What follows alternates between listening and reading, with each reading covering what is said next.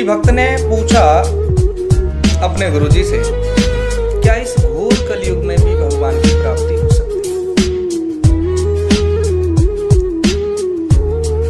उत्तर हुआ कि हाँ, और युगों की अपेक्षा सुगमता से, क्योंकि सतयुग में ध्यान से, त्रेता में महायज्ञ अनुष्ठान से,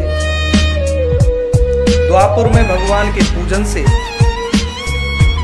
कलयुग में केवल भगवान नाम कीर्तन से ही ईश्वर की प्राप्ति हो जाती है। अतः कलयुग को श्रेष्ठ कहा गया है और इस युग में सत संकल्प मात्र से भी पुण्य की प्राप्ति होती है। तो प्रभु भक्ति में मन क्यों नहीं लगता?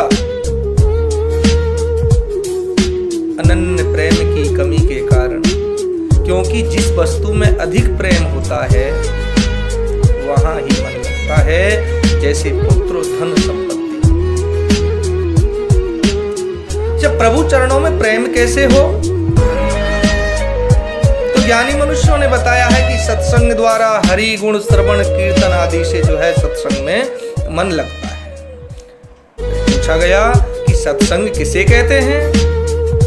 तो सत्संगों यानी सत्पुरुषों के संग यानी मिलाप का नाम सत्संग है, अथवा सद स्वरूप परमात्मा का जहां मिलाप हो, अथवा सत्य असत्य का जहां विचार हो, और सद स्वरूप परमात्मा की लीला और कथाओं का वर्णन हो, वही सत्संग है। अच्छा, संसार में दुर्लभ वस्तुएं कौन सी हैं? संसार में मनुष्य का जन्म, सत्संग, सदगुरु की प्राप्ति और ब्रह्म का विचार, ये चार वस्तुएं अत्यंत दुर्लभ। पूछा गया कि गुरु कौन है? तो अविद्या रूपी अंधकार के विनाशार्थ मंत्र उपदेश द्वारा ज्ञान रूपी प्रकाश को देने वाला ही सच्चा गुरु है।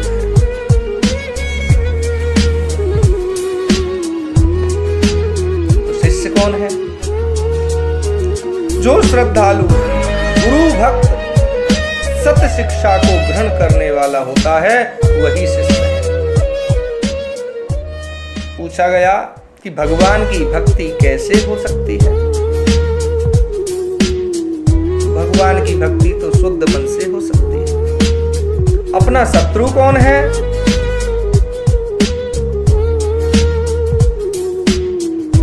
दुराचारी मन ही हमारा सबसे बड़ा शत्रु माना गया है। अच्छा, तो परम मित्र कौन है? अपना परम मित्र सदाचारी मन है। अच्छा, जगत को किसने जीत लिया है?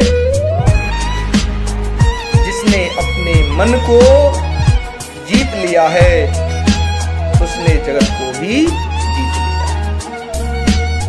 पूछा गया स्वामी, जगत का दास कौन है? जो आशाओं का दास है वही जगत का दास है। तो फिर जगत किसका दास है? जिसने अपनी आशाओं को दास बना लिया है उसका संसार दास है। दुनिया में महारोगी कौन है? जवाब, जो चिंता से ग्रस्त है। और महादरिद्री कौन है? जिसका मन अति तृष्णालु है।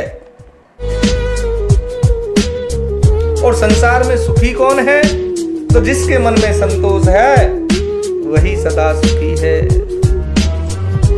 गौ धन गज धन बाज धन और रतन धन खाम, जब आवे संतोष।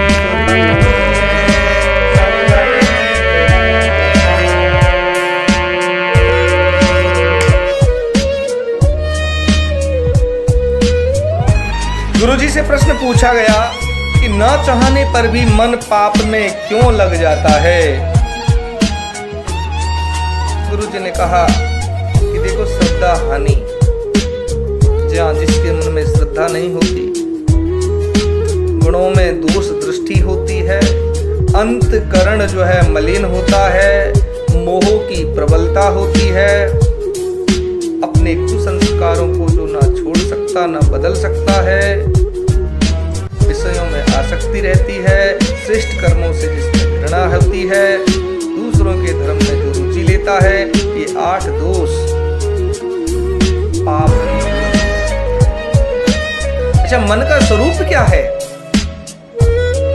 संकल्प विकल्पों का आधारभूत अर्थात संकल्प और विकल्प स्वरूप ही मन है। तो मन कितने प्रकार के हैं? मन कितने प्रकार के हैं? तो मन मूढ़, क्षिप्त, विक्षिप्त, एकाग्र, निरुद्ध, भेद, ये 5 प्रकार के जो है मन माने गए।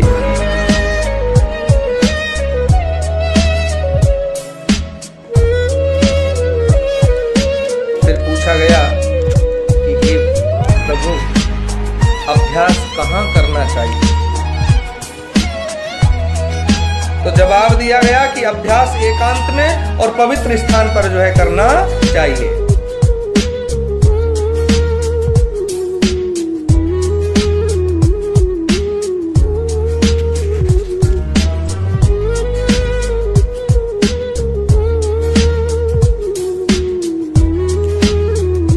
सर्वदा सुखम में भुआ, सर्वदा यह सुख मुझे प्राप्त हो, एवं दुखानुसहित द्वेषः, दुखानुभूत काल में दुख और सुख के साधनों में जीव को सर्वदा दुख में महाभूत ऐसा द्वेष उत्पन्न हो जाता है।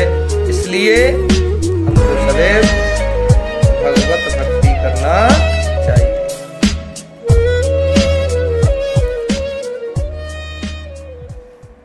अच्छा, पूछा गया कि मन ना लगने पर भक्ति से लाभ है या हानि?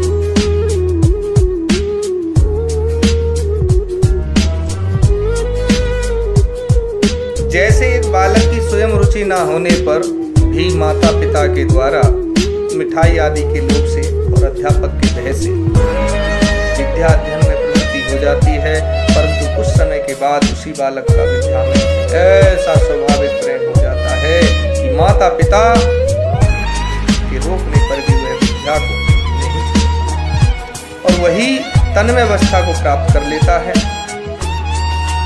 तो भक्त भी स्वर्गदापी के लोग से, स्वर्ग आदि के लोग से, नरक आदि के भय से ही गुरुजनों के द्वारा भक्ति में जो है प्रवृत्त हो सकता है।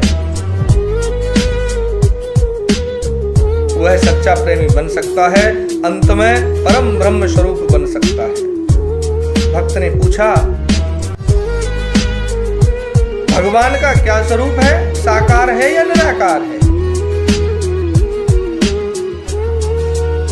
तो ज्ञानी पुरुष ने उत्तर दिया, साकार और निराकार दोनों ही ईश्वर के स्वरूप है। पूछा गया कि साकार और निराकार में से हम किसका ध्यान करें? गुरु जी ने बताया कि अपनी अपनी योग्यता के अनुसार साधकों के लिए मन के एकाग्र होने तक दोनों का ही ध्यान जो है श्रेष्ठ है, दोनों का ही ध्यान करना श्रेष्ठ है। पूछा गया, फिर पूछा गया, यदि ईश्वर में मन ना लगे तो क्या करना चाहिए? जवाब दिया, अभ्यास। योग के द्वारा ही प्रभु की भक्ति में मन लग सकता है। यदि अभ्यास ना हो सके तो क्या करना चाहिए? ऐसा है, अभ्यास अगर नहीं हो सकता तो हमें शुभ कर्म करने चाहिए, इससे भी हमको परम सिद्धि प्राप्त हो सकती है।